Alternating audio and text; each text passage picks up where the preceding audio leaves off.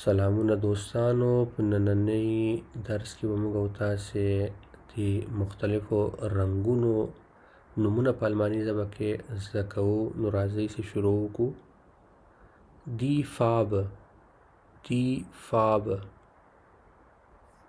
فاربه د مفرد ده، یعنی رنګ.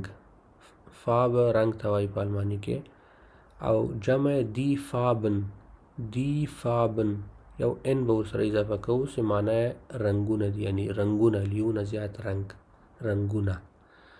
او تلفظ ته پام وکړئ ملګرو، دا فاربه نه ویل کېږي، دا اغ چې ده دلته دا نه تلفظ کېږي. دی فاربه ویل کېږي. بلاو شین یا آبی رنګ. دلته اوس د دې شنه رنګ دوه نور قسمونه هم دي چې هغه هم باید موږ او تاسې زده کړو. دغه شین د نورمال عادي شین رنګ ده یا آبي رنګ ده. دا دونکل بلاو تیز شین رنګ. دا شاته چې موږ او تاسې وویلې دا شین یا آبي نورمال رنګو، او دا دونکل بلاو تیز شین ده. دونکل تیز ته وایي. هل بلاو آسمانی رنگ یا پیکا شین رنگ. رنگ یو څه پیکا ده، دا دریم قسم ده د شنه رنگ. گلب زیړ رنگ. غوت سور رنگ. بوغدو غوت جگری یا تیز سور رنگ. یو نورمال سور رنگ ده، یو جگری رنگ ده یا تیز سور رنگ ده.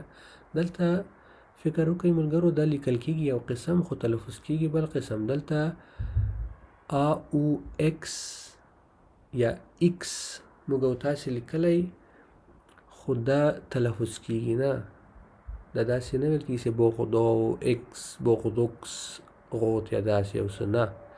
لیکل کېږي، لیکو به خو تلفظ کوو به نه. بوغدو غوت جگری. او دې ته یو بل نوم هم المانیان اخلي، واین غوت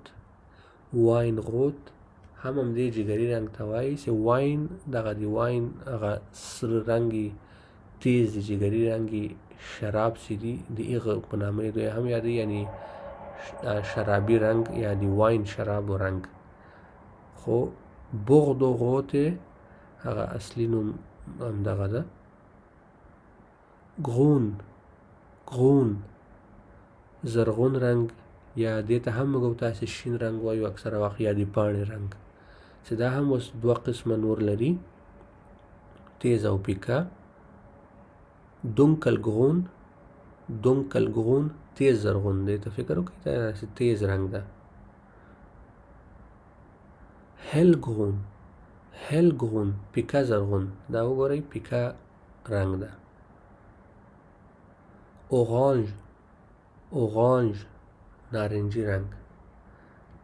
تلفظ ته پام وکړئ، د څنګه یې زه تلفظ کوم کوشش وکړئ همدغسې زده کړئ. اوس د اورانج دا د فرانسوي لغت ده اصلا چې په الماني ژبه کې راغلی. په ژبو کې اکثره وخت د نورو ژبو نه لغاتونه راځي او هغه باید هغسې تلفظ شي لکه څنګه چې په هغه اصلي ژبه کې دي. نو په فرانسوي ژبه کې دا اورانج ده، نو په الماني ژبه کې هم باید همدغسې تلفظ شي.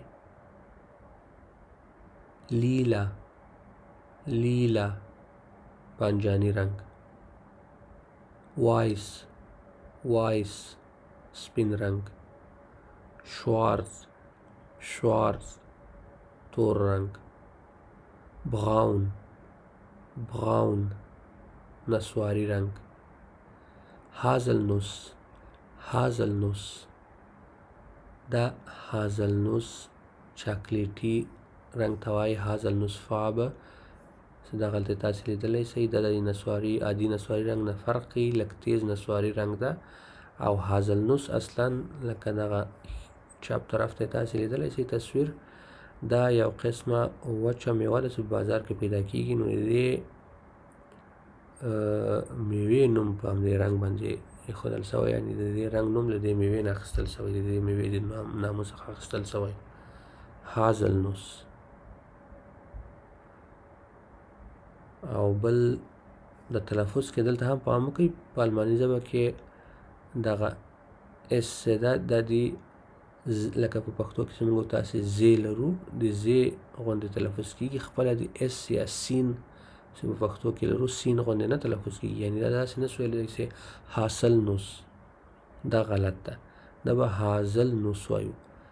او اس په هغه وخت کې د زی غوندې تلفظ کېږي چې کله یو اس یا که چیرې دوه اس وي لکه دلته، نو دا بیا خپله د اس په ډول یا د سین په پښتو کې چې ده داسې به تلفظ کوو. اوس ګورئ دلته هازلنوس،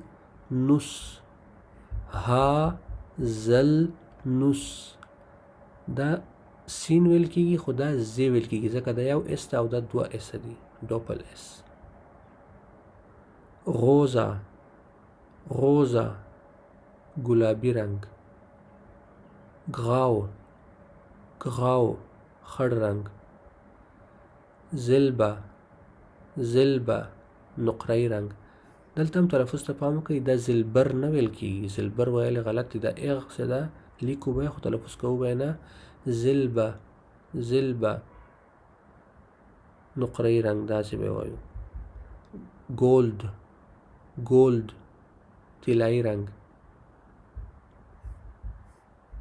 ښه، دلته هم بیا هماغه تلفظ خبره راغله، دا لیکل کېږي یو قسم او لوستل کېږي بل قسم.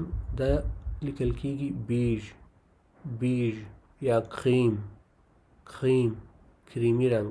دا کریمي رنګ چې موږ تاسې په کورونو کې هم استعمالوو، دیوالونه پرې رنګوو، دې رنګ ته ویل کېږي. دا وه د نن ورځې ویډیو، په دې هیله چې ویډیو مو خوښه سوې وي او یو څه نوي مو ترې زده کړي وي. ویډیو له نورو ملګرو سره هم شریکه کړئ او زما چینل در سره سبسکرایب کړئ، ویډیو در سره لایک او کمنټ کړئ. تر بلې ویډیو پورې مو په الله سپارم. مننه.